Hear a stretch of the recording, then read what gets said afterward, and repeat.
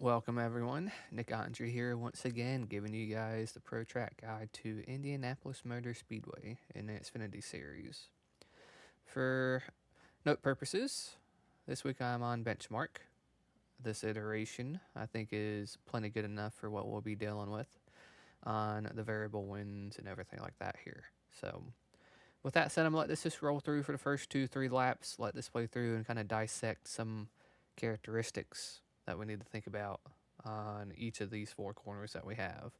They may be similar shapings in the opposite ends of the track, but they definitely have different characteristics that we have to focus toward. So that said, I'm going to let this play through.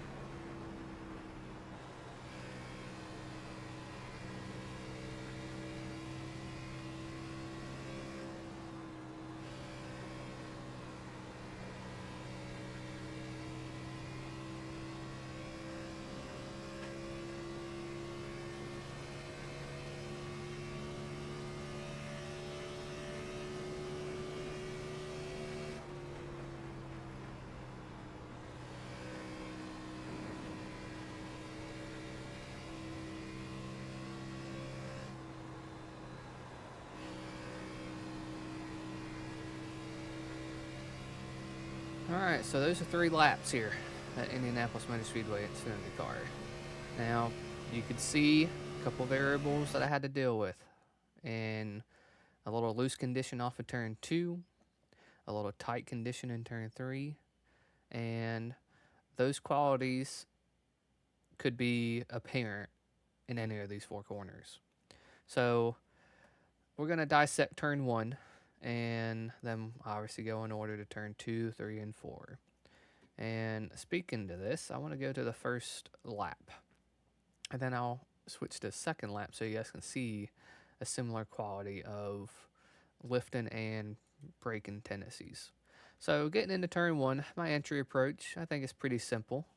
And this is something that is very hard for some drivers to recognize in this short distance that we have at the 1 logo and sign on the wall or the fence. And some will actually start turning at the light here. So this small window, there's a lot that happens here. You're lifting, you're braking, maybe you're not even braking, just your rolling phase, your turning point away from the wall. So all this comes up quick because you're at almost 190 miles an hour, right? So let's slow this down, and you're going to see I'm past the 1 sign already, and now I'm starting to angle myself into the corner, just a hair. And it's a similar quality we always talk about in these videos. It is to set the car, give the front's capability as soon as possible. Okay. So instead of keeping the wheel angled to this wall and then lifting, I don't want to. When I lift, I could have a really quick decel rate, a really quick lift point, to where I just go 100% to zero within like a millisecond, or I can have a slower decel rate to where I'm loading into this turn away from the wall, and then if I'm doing this too late, I can just overload the front and ultimately hurt the front end and given its capability and potential earlier to get me down into the corner. Okay. So this is a tendency you have to focus at a track like this because you need all the room on entry with an arc to really maximize your angle for these apexes in each of these corners.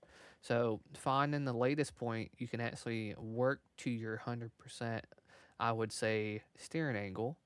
In other words, your max steering angle is going to be key because you don't want to sacrifice momentum at this track. So finding this where I'm loading the wheel, turning away, and then I'm lifting before I get to this sign and the light. Okay. So you can see I'm using a tiny bit of brake. The wheel is as straight as possible. It doesn't mean I'm going straight. It's just straight as possible, keeping my trajectory down into this apex zone that I have. Okay. Now I'm on the braking phase, and this side of the track in our wind and weather parameters has a lot of potential, a lot of entry potential getting into the corner. Okay. If you have a north wind, this will have the opposite effect. You'll have a lot of potential in turn 3 and really good exit of turn 4. To whereas here in our weather that we have, 1 and 2 is lights out, a completely different style of really potential and maximizing momentum compared to 3 and 4. So you can see I use a little bit of brake. It's not a lot. I'm not stabbing to 50% and slowing it up. Okay. Now I'm finding this rolling zone off of it. Now I have this trajectory and angle where I want. Okay. New tires, very easy for us to feel like we got the grip, right? So I'm not such a shallow entry where I'm wrapping this weight line with the same angle already, right? My angle is going to time this essentially 90-degree corner at the right apex timing because racing is all about timing, shapings, and making sure you're maximizing momentum without having to get off throttle. Okay. So you can see I'm not to this curbing yet. I'm back to partial throttle before I even cross this weight line. Now I'm using my max wheel input to angle and stay at this apex angle for as really a simple angle of following this curbing, okay, and following this line. So now when I get to the exit of 1, I want to make sure when I cross this weight line, I'm not pushing tight or I'm not pushing to have a loose condition with the wheel angle I have in the car. And then on top of that, if I'm having a loose condition, I'm not using too much throttle with the wheel angle I have, making it free and pitch to the right rear. So slowing this down a little bit, you can see I get to the right rear a little bit, cross this, I have to correct it a little bit, which is it is a common theme at this track. You cross that paint, you can have a push in the front, and then you know, basically plugging the left rear on that paint, and you'll push it a little bit, and then that added steering angle you're trying to get back into it can break the car free, causing a push loose, all in a 5 to 20 foot window in each of these apexes. So focus towards that and recognizing, hey, you need to focus on maximizing your throttle and not having to get back out of it at the exit of these corners. So there's turn 1, a lot of potential on exit, like I mentioned, little characteristic of slide in the rear a little bit. Now, we talked about going to lap 2 and showing it as well. So I'm going to go to lap 2, and then I will dissect turn 2 with us. So lap 2, let's focus on turning away from the wall. Start angling at the 1 sign, turning away, lifting well before the light, braking before the light this time. And now I'm going to actually be getting off the corner, into the corner with even less brake pressure that I had originally. So now my rolling speed is a lot more capable. I feel I have a lot more momentum I can carry now since I recognize, hey, I overslowed with too much brake initially, and I done everything too late in that zone. So I maximize this zone a little bit with just carrying a little bit more center speed. So I use that capability, angle straight, open the wheel up to keep this straight zone here where I need to. Now, I'm going to dissect lap 2 and turn 2 because I think this is a better quality of what I hit in turn 2. Now, this is no real marker I can give you, okay? This is all using your eyes and distance. What you need to turn in away from the wall. You don't need to yank the wheel away from the wall to get down to this weight line too early, okay? Very important quality to really remedy each lap. Now, this is all field based, okay? Turn 2 has a lot of potential that we talked about where you could stay partial throttle and not have to get out of throttle really at all, okay, on opening laps. So turning away, setting up my turning point like I would turn 1, just lifting, finding that same angle because we went through turn 1, right? We went through turn 1, we understood how much the car was turning and then also how much the rear was actually pivoting with the front. So use that feel as a reference for you in turn 2. Now, it's not the same angle and same time when you're going to get down to this weight line, right? So you're trying to recognize what you need to do to find your apex, your latest point in staying on the apex, right? So, and the earliest point you can get down to the apex. Now, here I think is advantageous to arc as much as you can and then get your front tires as capable once you load into this angle here, okay? Because people drive in as soon as at this point, right? And they feel like they got the car cutting, they have the car gripping, and then all of a sudden, this 50% throttle, it's going to be 90% throttle, okay? We don't want that. We want to make sure the car is capable in keeping the apex angle, finding this exact point of your apex, okay? You don't want to clip this curbing, but I promise this curbing is a advantageous reference to get your left front angle towards and getting the left front edge of the splitter almost clipping it, okay? You can see how now I'm angled to shape this exit how I want, like I did exit at turn 1. Gonna stay partial throttle, and again, looser condition off of 2. You can see here, looser condition off of turn 2. I'm in the throttle pretty heavy, right? So this linear throttle where I use so much, I had to correct the wheel, and now I'm still correcting it. And I'm trying to open it up so I'm not scrubbing speed, right? That is the objective of turn 2 exit. You're trying not to scrub speed on entry. You're trying not to scrub speed on exit by getting too loose. So that whole window where you seen I was correcting and staying partial throttle, as a driver, you can mitigate that feeling by just being a little bit more patient. So you can actually get the car gathered up when you're crossing that white line, like I mentioned. Very key because that is probably the fastest section where anything can happen at this track, turn 2. In Indy cars, in any type of cars that we race on this track, that is most likely the fastest section where something will bite somebody because of trying to clip that curbing and then maybe pushing tight off of turn 2 or just looping it off turn 2. So something just to recognize. Now we'll go all the way to turn 3 here. What I do is I just go down to this seam. Why that is, it's in solo, it's not because of the wall arrow issues or anything like that up here. It's to keep the car optimal like I would at Pocono. Keeping it in a straight line, making sure I'm not running into any bumps with the splitter and dragging the splitter just a little bit, costing, a couple thousandths of a second, okay? Turn 3, really, is the tighter section in our one variation this week, obviously, but here's the one logo. You're going to see another Indianapolis logo right here, okay? So this, I think, has to be transparently a tool for you to recognize, hey, if I'm turning here and braking and lifting here, you're already too late for your turn in into this corner. You're costing yourself exit momentum because you're just driving into too fast. So you're having to regain the feeling of the car. So what I do, turning away and lifting before or right at the one, and here I'm braking as straight as I can, right?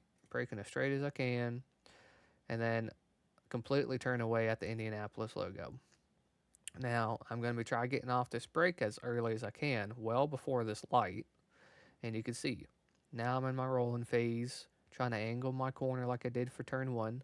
Use this curbing as a tool and a reference. Say, hey, I need to make sure my apex is actually going to wrap as long as I can without costing myself momentum. So into the bumps a little bit on the bottom side of that white line. And exit, I think it's pretty transparent. You can push tight in this section, or you can push, to a loose condition, depending on the one variation. Very similar to turn one.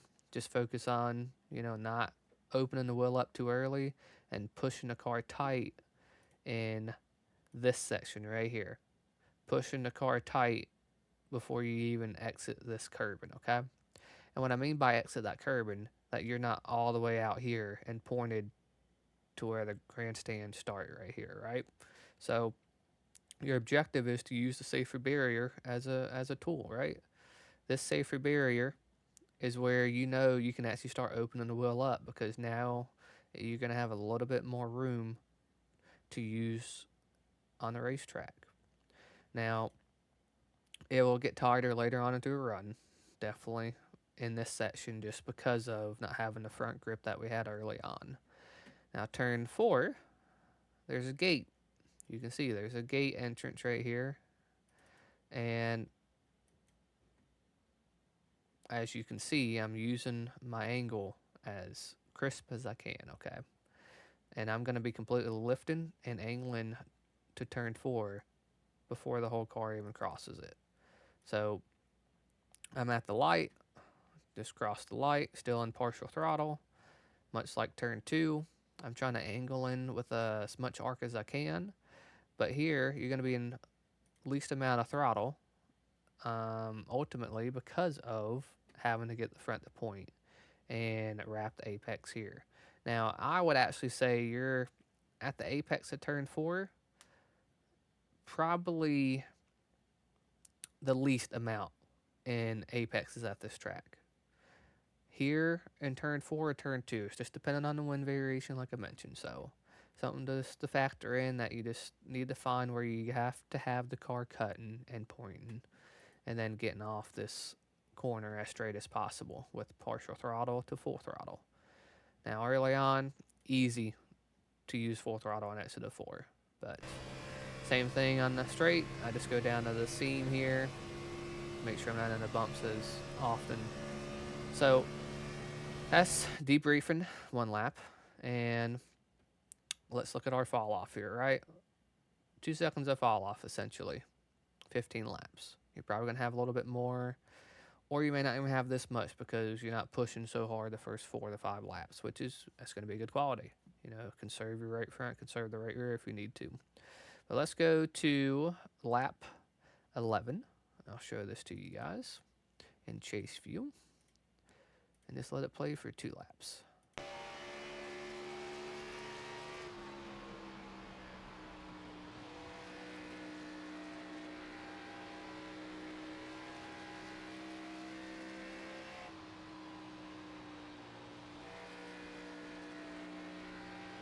You can see how long I'm waiting on partial throttle to full throttle moment, just because of how edgy it's starting to get in 1 and 2, but turns 3 and 4 is going to be a little bit tighter on entry as well. So I got to use a little bit more brake, stay out of throttle a little longer, stay partial throttle.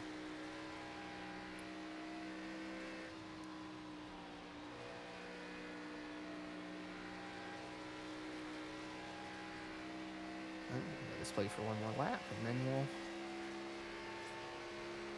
kind of have a small debrief.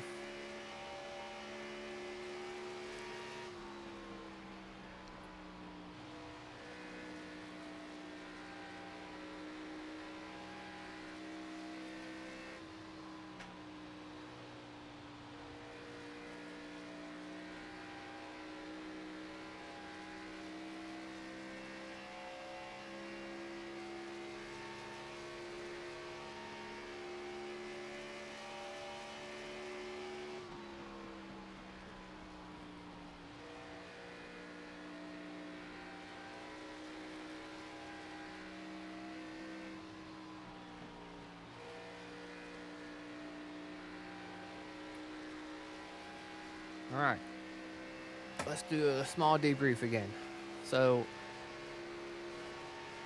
ultimately, make sure we're not overshooting these entries. If you're costing yourself exit momentum and you can visibly see it compared to other drivers, that should be a good reference to, hey, I need to back my entry up a little bit. You may need to back it up 5 feet, 10 feet, maybe 50 feet. But recognize that at a track like this because you want to get to your momentum side of the lap as consistent and early as possible compared to your competitors here. And why that is because you just need to focus on hitting your line and apexes here. And if you do that and do not cost yourself momentum by overshooting entry, you're 9 times out of 10, you're going to be easily in contention to pass the guy ahead, maybe leading the race, maybe having the longevity that you want. So, number one thing, do not overshoot entry at this track. So recognize the areas we went through on this video where I was lifting. Maybe again, when variations are going to happen in this week to where you're going to have these similar qualities but on the opposite side of the track. Maybe you're going to have turn 2 quality in turn 3 and then turn 1 and turn 4. So just it's something you're going to have to really feel this week and understand, but these characteristics are something and traits are going to help you guys this week in achieving what you guys want. And that's making better lap time, being in contention, and putting you guys in the best position possible. So, with that said, I really want to thank you guys for trusting TCSP in your adventures. And we will be here to help support you guys as you guys need. So, you guys have a good week here at Indianapolis. If you got any questions, please reach out. Always open and available to have a discussion with you guys.